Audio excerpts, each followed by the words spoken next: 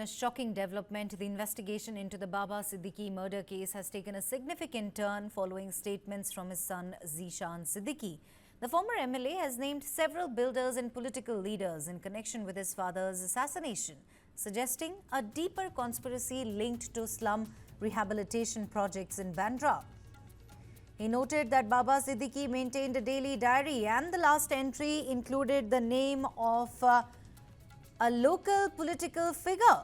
Now, this revelation has prompted calls for an investigation into the potential motives related to Baba Siddiqui's advocacy for slum dwellers' rights.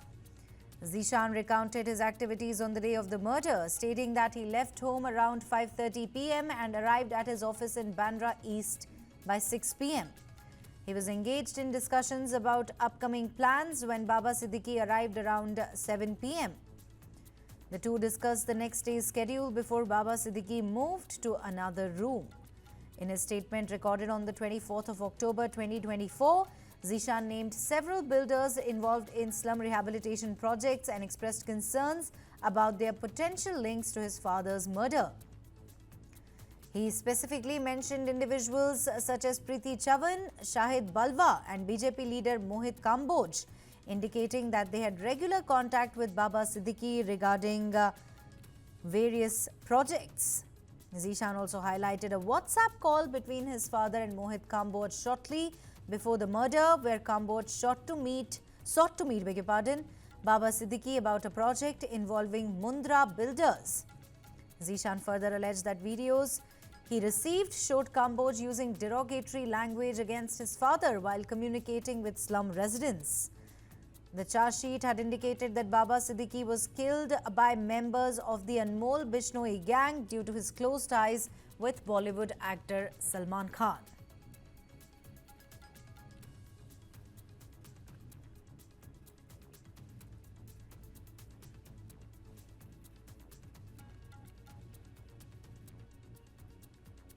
Now, in the latest into the investigation of Baba Siddiqui murder case, his son Zeeshan Siddiqui, in fact, has said that his father in fact, maintained a daily diary and the last entry included the name of a local political figure.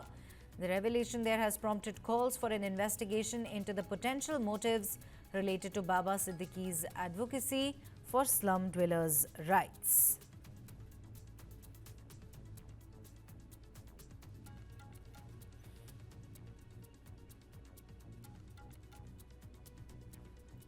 Zeeshan also recounted his activities on the day of the murder, stating that his father left home around 5:30 p.m. and arrived office in Bandra East by 6 p.m. Let's quickly go across to my colleague Govind Thakur, who joins us live on More on This. Govind, a very good morning to you. पहले ऐसा बताया जा रहा था, the charge sheet in fact had indicated that Baba Siddiqui को मारा गया था अनमोल बिश्नोई के गैंग के मेंबर्स ने, उनके क्लोज टाइज जो थे बॉलीवुड एक्टर सलमान खान की वजह से। लेकिन अब ज़ीशान सिद्दीकी ने हमें बताइए किस तरह के बिल्डर्स और पॉलिटिकल लीडर्स का नाम लिया है, इनका क्या ताल्लुक है बाबा सिद्दीकी से, और ये भी बताइए कि इस पूरे मामले से उनका किस प्रकार का संबंध है।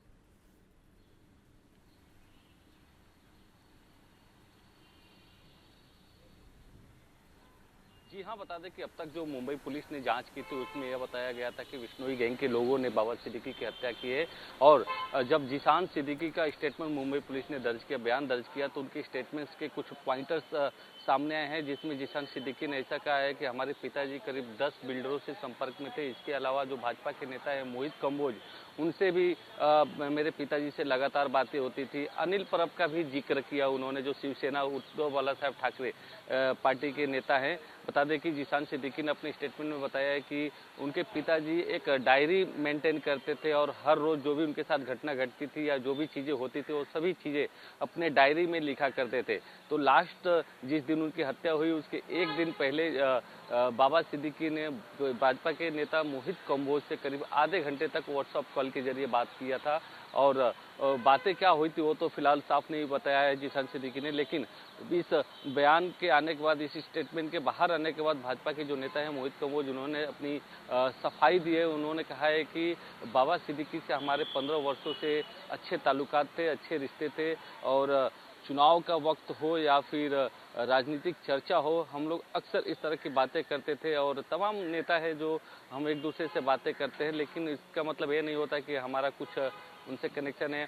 जब बाबा सिद्दीकी की हत्या हुई तो सबसे पहले मैं खुद वहां पर लीलावती अस्पताल में परिवार के साथ पहुंचा था, और मुझे दुख है इस घटना का, मोहित कंबोज ने कहा है। साथ ही मोहित कंबोज ने यह भी कहा है कि मुंबई पुलिस से वो मांग कर रहे हैं कि इस पूरे मामले की निष्पक्ष जांच हो और जो भी हकीकत है वह सामने आनी चाहिए। तो जीशान सिद्दीकी के बयानों के बाद इस तरह का मोहित कंबोज ने अपनी सफाई दी है। उन्होंने अच्छा मित्र बताया बाबा सिद्दीकी को। लेकिन अब जिस तरह से जीशान सिद्दीकी ने पॉलिटिकल एंगल इसमें डाला है और कुछ बिल्डर्स के नाम भी इसमें लिए हैं, उसके बाद से एक नया मोड़ आ गया है। क्योंकि कल तक जो मुंबई पुलिस बिश्नोई गैंग के ऊपर आरोप लगा रही थी, अब जीशान सिद्दीकी के बयानों से एक अलग ही मोड़ इसमें आ गया है, राजनीतिक मोड़ इसमें दिखने लगा है। जी जी, आपने बहुत बेहतरीन तरीके से इसे पुट किया है कि इसमें एक पॉलिटिकल एंगल भी देखा जा रहा है। अब और जीशान सिद्दीकी के मुताबिक, जैसा आपने बताया, बाबा सिद्दीकी और मोहित काम्बोज के बीच व्हाट्सएप कॉल्स के बारे में हमें बताइए क्या खुलासा है, हम क्या जानते हैं इसके बारे में, और सबसे मोस्ट इम्पोर्टेंटली,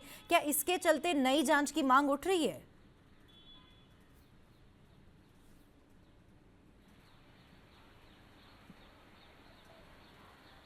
जी हाँ, जाहिर सी बात है, जो अभी तमाम जो नेता हैं वो नई जांच की मांग भी करेंगे। यहाँ तक कि जो शिवसेना उद्धव बाला साहब ठाकरे पार्टी के नेता है संजय राउत, उन्होंने भी आज एक मजाकिया अंदाज में कहा कि यह मोहित कंबोज वही मोहित कंबोज है जिन्होंने जब देवेंद्र फडणवीस मुख्यमंत्री बने तो उनको गोद में उठाया। तो विपक्ष कहीं ना कहीं अब सवाल खड़े करेंगे, क्योंकि मोहित कंबोज एक ऐसे नेता है जिन्होंने संजय राउत हो या जो भी विरोधी पक्ष के नेता हो, नवाब मलिक को, इन पर लगातार टीका टिप्पणी करते आए हैं। और जब एक बार फिर उनका बाबा सिद्दीकी मामले में उनका नाम जब सामने आया है तो जाहिर सी बात है कि विपक्ष जो है वो जांच की मांग करेगी। लेकिन जीशान सिद्दीकी की तरफ से अभी तक फिलहाल मीडिया के सामने या कुछ खुलकर नहीं कहा गया कि वह क्या चाहते हैं। क्या उन्होंने इन नेताओं के कॉल रिकॉर्ड्स की जांच की मांग की है या क्या कुछ बातें हुई है इसकी मांग की है, यह सब चीज़ें अभी बाहर नहीं आई है। लेकिन जैसे ही जीशान सिद्दीकी इस पर खुल के बात करेंगे यार, कहेंगे कि वो चाहते क्या, इसके आगे किस तरह की वो जांच की मांग करते हैं, तो फिर पुलिस उस हिसाब से आगे के मामले की जांच करेगी।